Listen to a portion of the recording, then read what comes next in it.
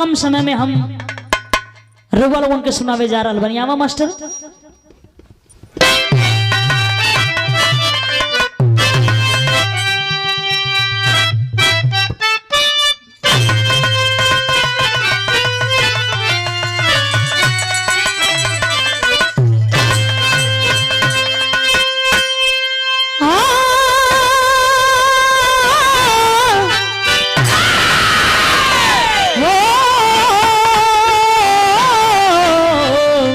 सावरिया हो भोले बाबा जोगिया हो राम।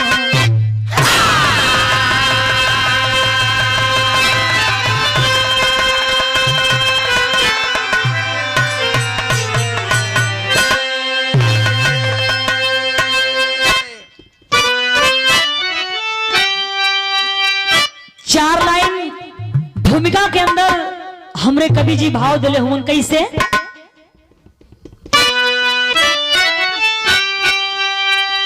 कि संत का महंत का अनंत का भी अंत है,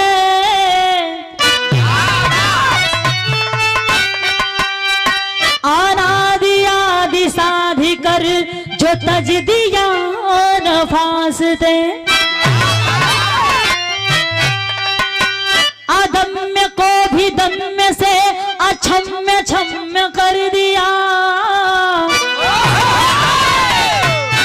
सहस्त्र शौर्य शक्ति से सजा दिया लियाकतें। कजा प्रजा की सोच कर सजा सहन किया नहीं। स्वयं भूयंभू पेशु की भी कर रही माकते। अचूक चूक कर दिया अकाट को भी काट से। अनिष्ट को अदृश्य से असीम भर नजाकते।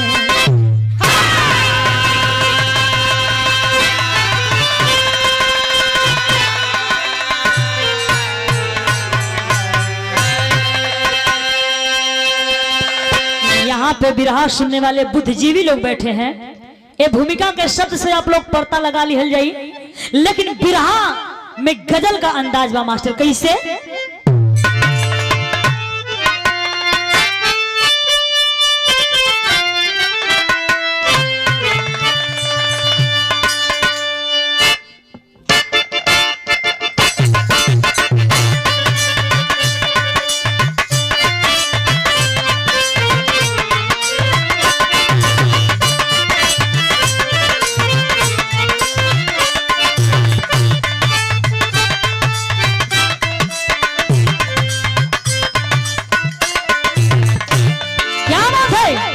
बड़ी सुंदर तर्ज गजल का अंदाज बा। कोई घायल आशिक एगो अपने प्रेमिका अपने माशुका के याद में जख्मी बा। का कैलस की 5 रुपया का भूजल चना, एक पुड़िया करिएवा की चाहे सफेद का नीमक और एक जग पानी और एगो मिस्टर लाइन लेके बैठ गई लकोरी। और जब एक पैक बना के मरल कि ना तो जख्म और हरा हो गई। अब जब पियत हुई तो जानत हुई कितना चढ़े ले हुई। कैसे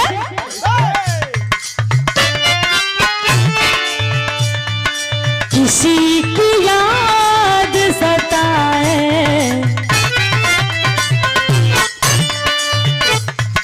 किसी की याद सताए, शराब पी लेना है।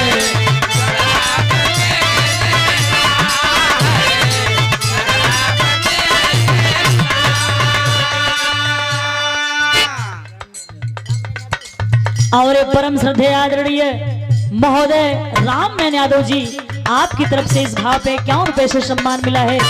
बार बार नमस्ते प्रणाम बा, लेकिन कहना बा क्या कहे। किसी की याद सताए, शराब पी लेना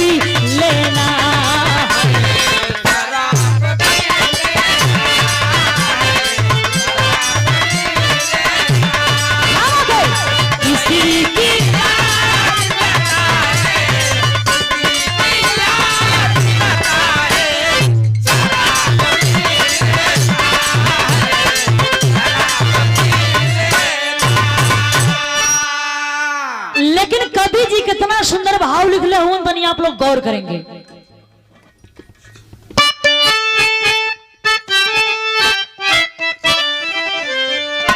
कि किसी की याद में जीवन, किसी की याद में जीवन आबाद कर लेना है।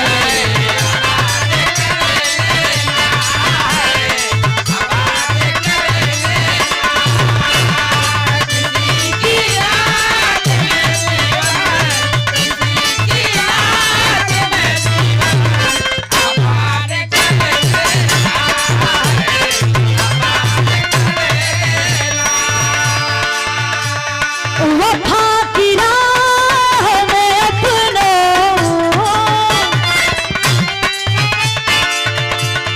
वफा की राह में अपनों को याद कर लेना है, को याद कर लेना है। क्या बात है? किसी की याद में जीवन, किसी की आबाद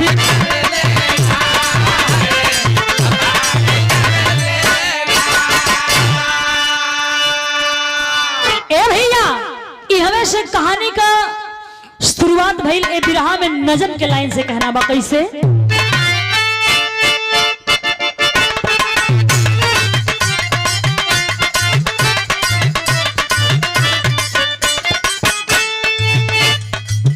कभी का कार्य ना, कभी का कार्य न कल्पित कथा को गढ़ देना, कभी का कार्य न कल्पित कथा को गढ़ देना, सशंकित होना तो मार्कंडे ग्रंथ पढ़ लेना।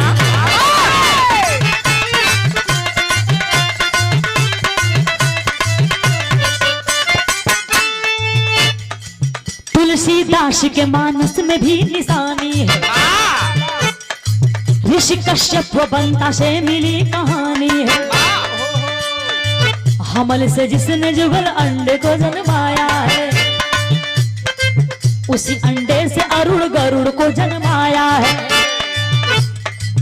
उसी अरुण से हुए जटायु संपाति है, उसी अंडे से हुए जटायु संपाति है। भूप दशरथ को बात स्वप्न की सताती है।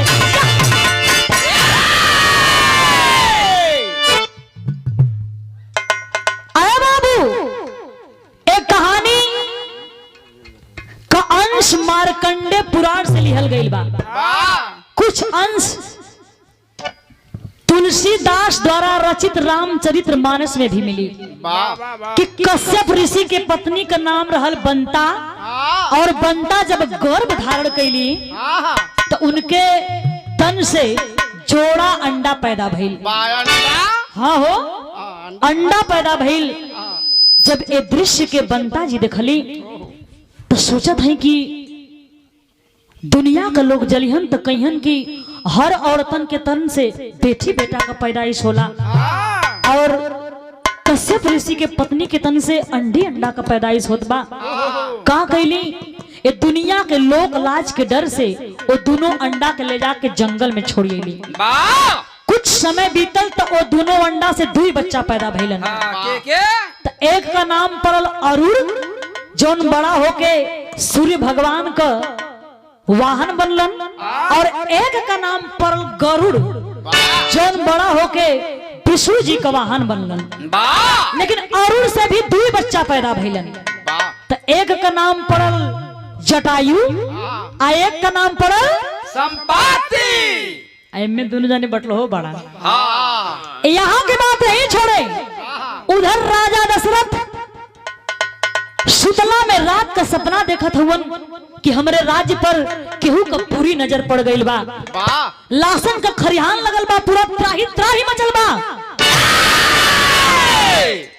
जब ऐसन सपना सुनलन हो बाबू, झट से उनकर नींद खुलल, उठ के बैठ गईलन।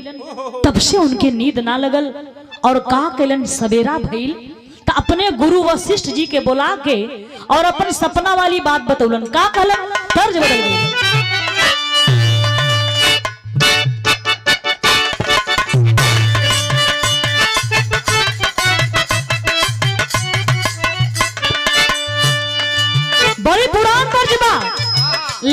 आजकल का भोजपुरी का गवैया तनी सा कंपोज करके गा देले हुन। कैसे? कोनो में हरारू अपने मन से भी से कहे,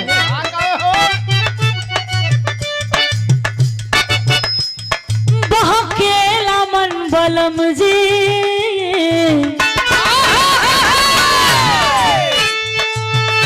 बहकेला मन बलम जी, करवा मिले लहम के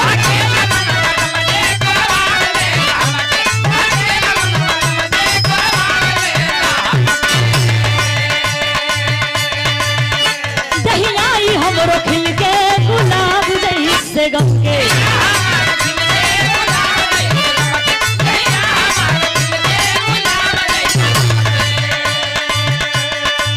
दिल कर बहिया में बांधली कोस के, दिल कर बहिया में बांधली कोस के, राजा जाने ओ सैया जाने, राजा जाने मारे रूपिया में हंसी के।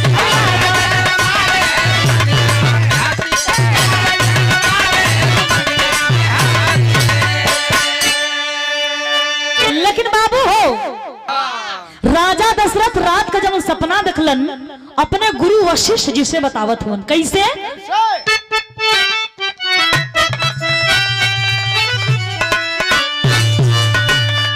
देखली सपन गुरु जी, खतरा में बा अयोध्या। देखली सपन गुरु जी, खतरा में बा अयोध्या।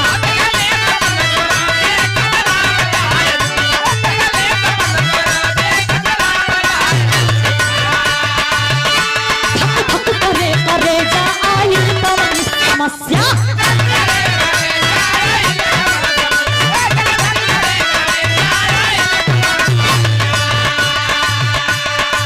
कैसन विपत्तिया पड़ल हमरा देश पे, कैसन विपत्तिया पड़ल हमरा देश पे।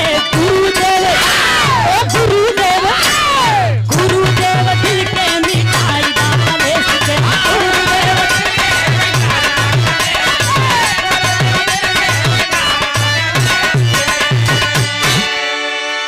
जब सारी बात राजा दशरथ अपने गुरु वशिष्ठ जी से बतौलन, और जब गुरु वशिष्ठ जी ध्यान लगौलन, तब बतावत हुन। का बतौलन? कहे गुरुदेव, कहे गुरुदेव आई भारी महामरिया।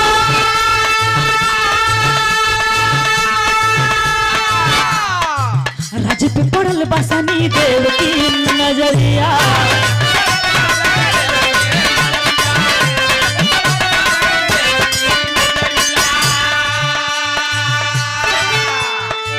कई तो चढ़ाई धनुष बाण ले विशेष के, कई तो चढ़ाई धनुष बाण ले विशेष के। गुरुदेव ओ गुरुदेव, गुरुदेव दिल के मिठाई दा कलेश के। गुरुदेव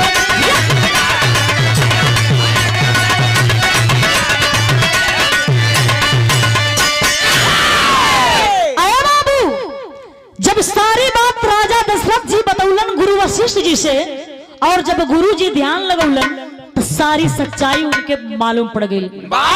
कलन की राजा, तोहरे राज्य पर शनि महाराज का प्रकोप होखे वाला बा, और उनके प्रकोप से लाखों जाने जा सकती हैं प्रजा की। तब राजा दशरथ कलन की गुरु जी, ये प्रकोप से बचने का कौन उपाय बा? तो गुरु जी कहलन कि आप एक प्रतापी राजा हो, और एक ही उपाय है कि आप अपने प्रजा के हित में धनुष बाण लेकर चढ़ाई कर दीजिए शनि महाराज पर।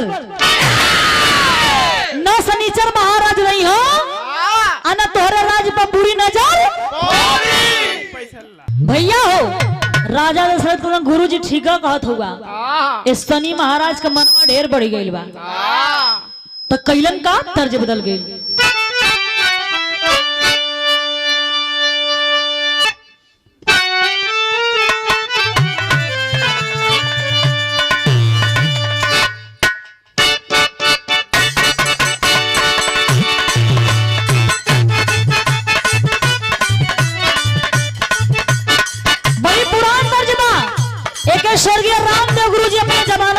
रहलन कैसे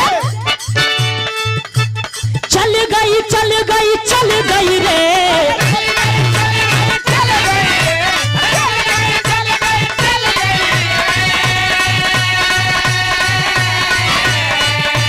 चल गई चल गई चल गई रे कैसी उल्टी हवा जग में चल गई रे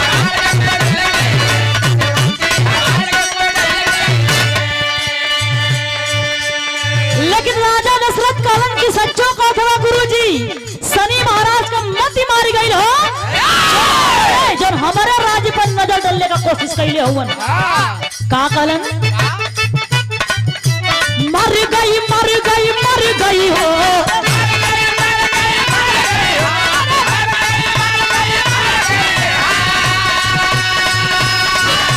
अरे मर गई मर गई मर गई हो शनि देव जी की मतिया मार गई हो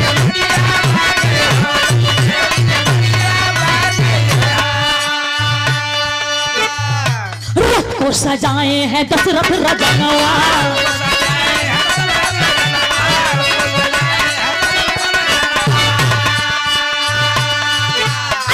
अरे जाके शनि के समनवा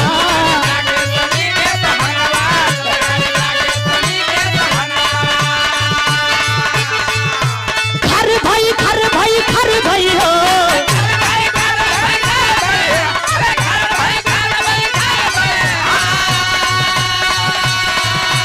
अरे घर भाई हो सिर के राजा की बतिया घर भाई हो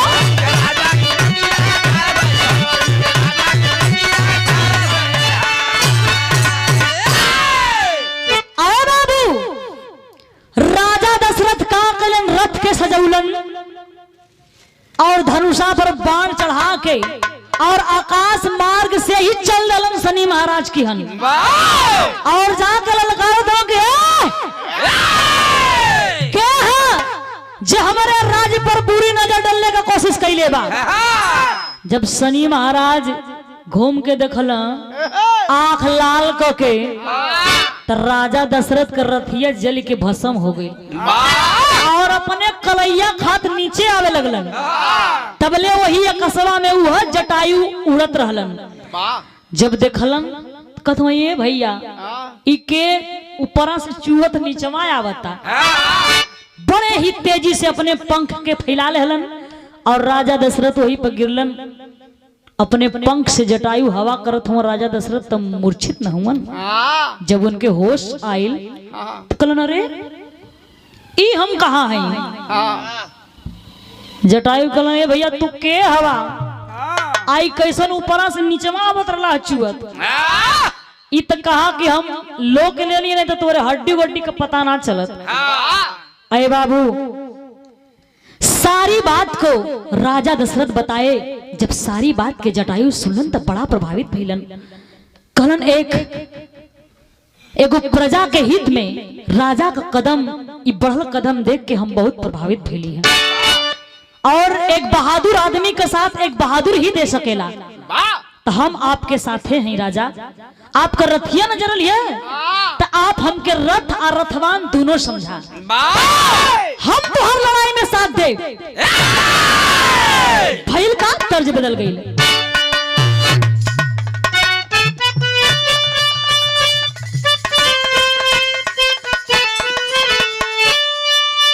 इहो देखिए अपने आप में अनेक अलग तर्ज बा कैसे कितिया परदेसा जठान लाई हरमा आपिया परदेसा आई जठान लाई हरमा भसुरा हो भसुरा सुतेला मचान पे हम बिकाई गईली एक वीरा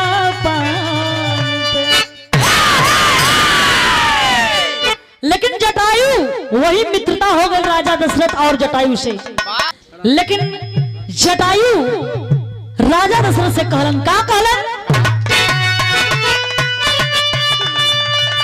कि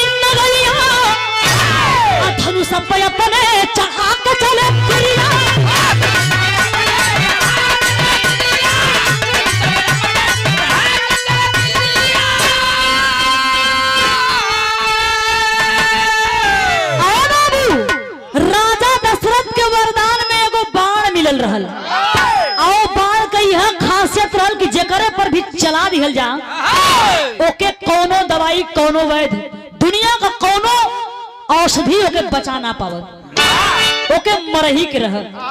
का कैलन राजा दशरथ, वो बाण के धनुषा पर चढ़ौलन और अपने प्रभु के सुमीर के कहलन कि चला सनी महाराज बचा, बचा देखी तो है के बचा लेला। कैसे कहलन, तो सोचे सब देव आई भाई फतिया, और सोचे सब देव आई भाई फतिया, क्षमा मांगत जी करके लागे, क्षमा मांगत जी करके लागे,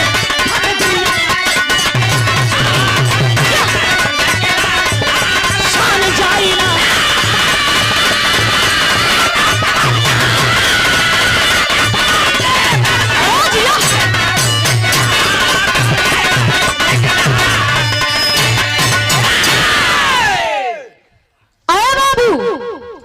जैसे ही राजा दशरथ बाण छोड़ल चाहत हुमन शनि महाराज पर, तबले देवता लोग में खलबली न मच गई।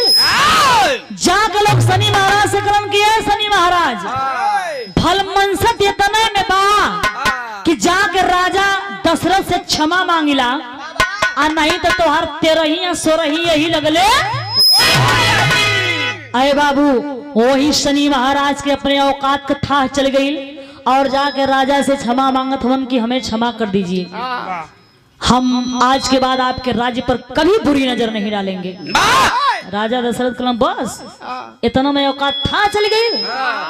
और बाबू हो वहां से सब धरती पर आए और जटायु अपने मित्र राजा दशरथ से कहने लगा कि मित्र अब हमें आज्ञा दीजिए, अब हम अपने स्थान को जाना चाहते हैं। राजा दशरथ कहा, अरे मित्र ऐसे कैसे जाने दे, जो हमारे साथ लड़ाई में कदम से कदम मिलाकर लड़ाई लड़ा, हमें जीत दिलाया, हम उसे खाली हाथ कैसे जाने दे सकते हैं। कुछ मांगो मित्र।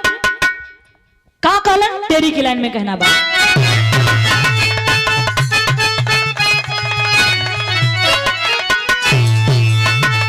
कहा कि अरे विदाई में का चाही मितवा, विदाई में का चाही मितवा, मांगिला मुंह मांगली वचन ना खाली चाही, मांगिला मुंह मांगल वचन ना खाली जाई, विदाई में का चाही मितवा। जटायु कलम की मित्र हमें कुछ देवे भर के केहू के औकात चाहिए। राजा दशरथ कलन, अरे मित्र ये क्या कह रहे हो, रघुकुल रीत सदा चली आई, प्राण जाए पर वचन न जाई, मांग कर तो देखो। कल जवन मांगब तवन देबा, अरे मांग के तो देखा, तब देखिए क्या मांगते हैं जटायु।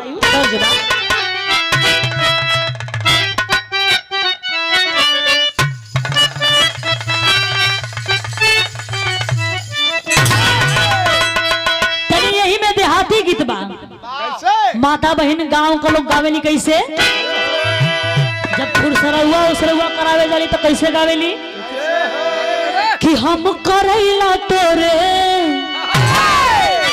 हम करैला तोरे ना जइबा करैला बगिया,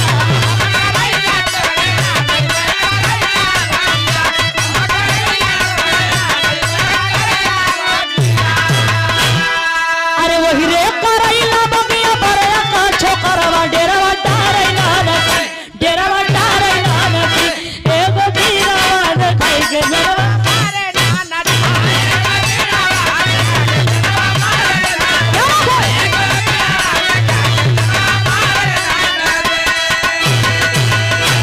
लेकिन जटायु राजा दशरथ से का मांगत हवन तनी आप लोग गौर करल जाई। कहो कि हीरा मोती नहीं, हीरा मोती नहीं चाही, सोना चांदी मीतवा,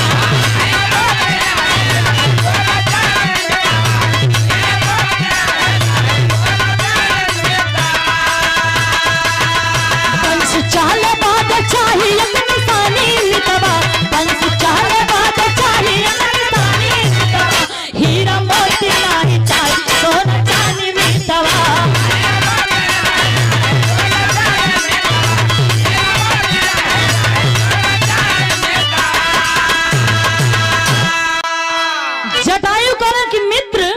हम धन दौलत हीरा मोती कुल ना चाहिए, जानत हवा का चाहिए। कहा कि पहला पुत्र आपन दी हम मांगिला मंगनमा, अब बोले है तथास्तु का बता सरफ राजनवा।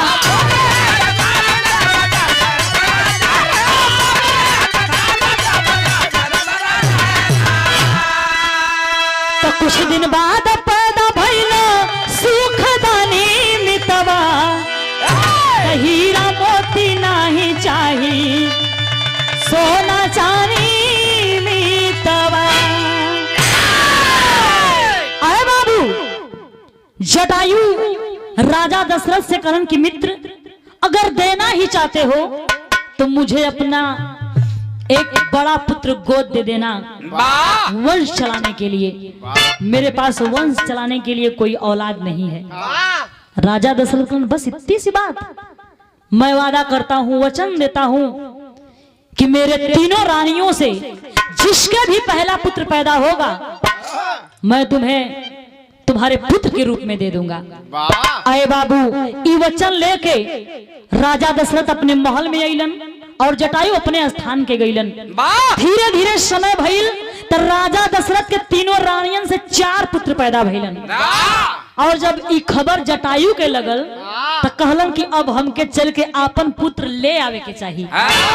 पहुंच गए राजा के दरबार में। तब भइल का पहपट की लाइन में कहना बा,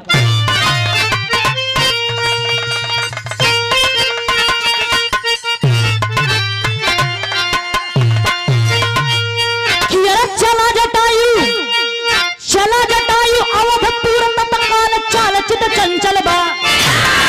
अरे चला जटायु अवधपुर तत्काल चाल चित चंचल बा, आ गले लगवल्ला हंस के आज भुवान चाल चित चंचल बा।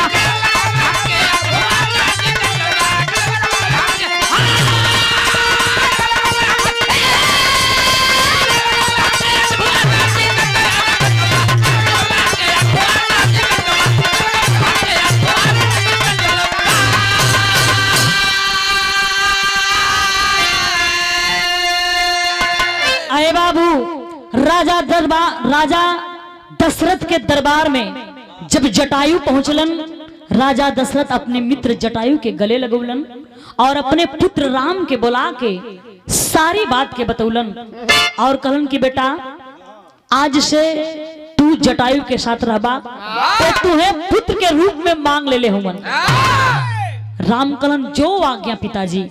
और जब जटायु राम के अपने पीठ पर बैठा के और सोचल उड़ चली तो पंख एको इंच हिलता नहीं खी। कथो अरे हम यही अपने पंख पर पूरा धरतिया उठा के घूमे का औकात रखीला और है निन्ही मुट का बालक हमार पसीना छुड़ा देता। जब ध्यान लगोलन तो कलन ये कोई साधारण बालक नहीं, तो पार ब्रह्म परमेश्वर जी हैं। और जाके प्रभु राम के चरण में गिर के और एगो बात कहलन। का कहलन? कहा कि पुत्र मोह के बंधन में हम तुहे बांध ना पैबे हो। आ कहे राम हम फर्ज पुत्र के तुहरे संग निभैबे हो। तो कहे जटायु अंत में एक सवाल चाल चित चंचल बा। अरे कहे जटायु अंत में एक सवाल चाल चित चंचल बा। मरते बेरी आ जाई हा चाल चाल चित चंचल बा।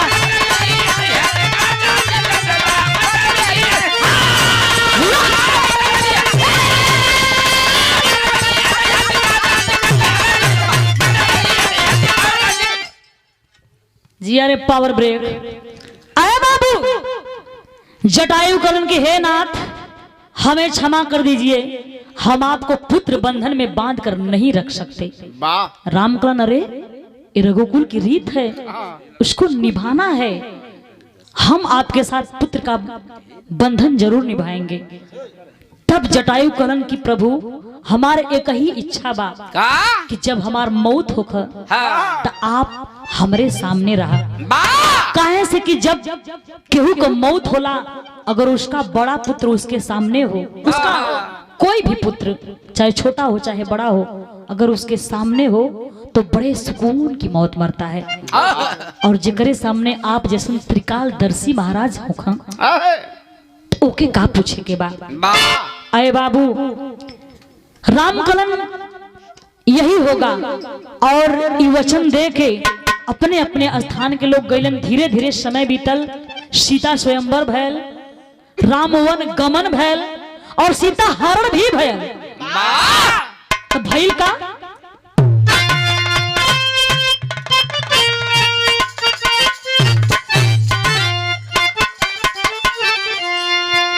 कि अरे पंचवटी से कैले रावण, ए बाबू सिया के हरणवा, रथ पर बिठा के लेके चला बदका।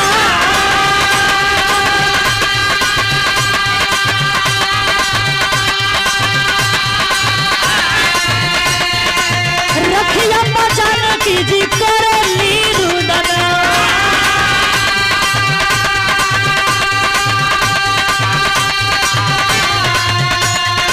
सुन के जटायु भीड़ी गईले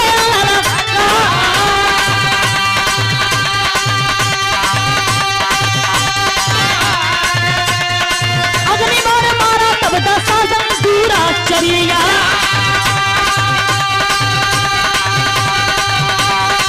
अगली बार मारा तब दसानन पूरा चरिया।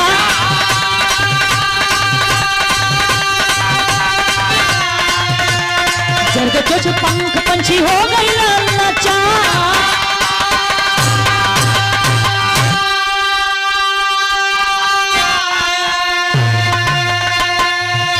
अरे बाबू, जब सीता जी का हरण करके रावण रथ पे बिठा के लेके जाने लगा, सीता जी बचाओ बचाओ का गुहार लगावत थी। तो वही जंगलवा में जटायु जब आवाज के सुनलन, जब देखलन तो कहलन अरे ये तो मेरी पुत्रवधू है। अच्छा तो भैया हो, वहां जितना बंदरी सेना रहल सब सीता जी को माता कहकर बुलाए थे, लेकिन जटायु राम को अपना पुत्र बना लिए थे, इसलिए सीता को अपनी पुत्रवधू कहकर बुलाए थे। तो यहाँ तुलसीदास जी के चौपाई में लिखल गई बा कि सीते पुत्र करहु जिन त्रासा, सीते पुत्र करहु जिन त्रासा, करी है आज नीच कर नासा। अरे बाबू, ललकार के जटायु भिड़ गया रावण से, अपने चोट से अपने पंजे से रावण को घायल कर दिया। सीता को छुड़ा भी लिया था, लेकिन तब तक रावण अग्नि बाण मारा और जटायु का पंख झुलस गई। जटायु मूर्छित होकर हाय राम करत धरती पे गिरलन। तब तक वही रास्ते से राम और लखन जी सीता जी का पता लगावत जात रहलन। जब जटायु के घायल अवस्था में देखलन, जाके राम गोद में उठा के जटायु के कलन की, जटायु आपकी ऐसी हालत किसने किया, कहिए तो मैं अभी आपको जिंदा कर दूं।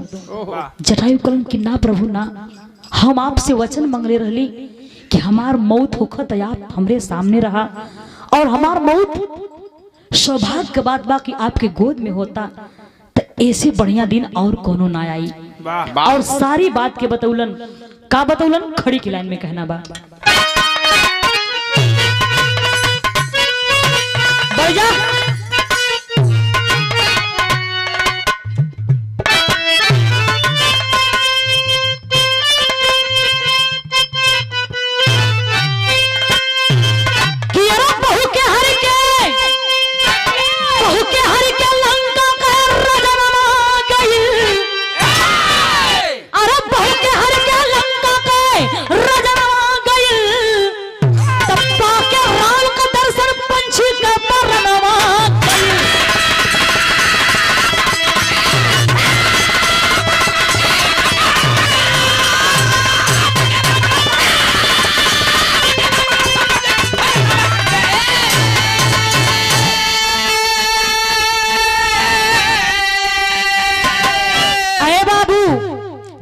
जटायु वहीं दम तोड़ देता है।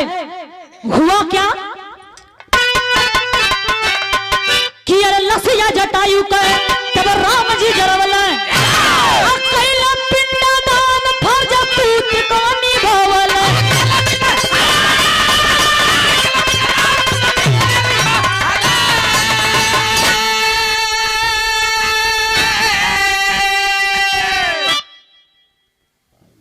अरे पाए मोक्ष तब सुरपुर के माथा मवा गइल। अरे पाए मोक्ष तब सुरपुर के माथा मवा गइल। पाके राम का दर्शन पंछी के मरनवा गइल।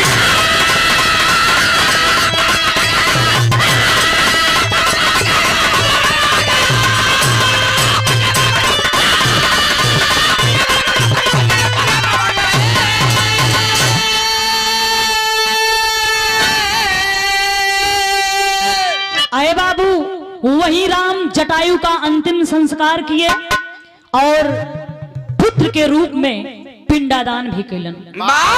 यही बिरहा विराम लेती है। लास्ट लाइन में कहना बा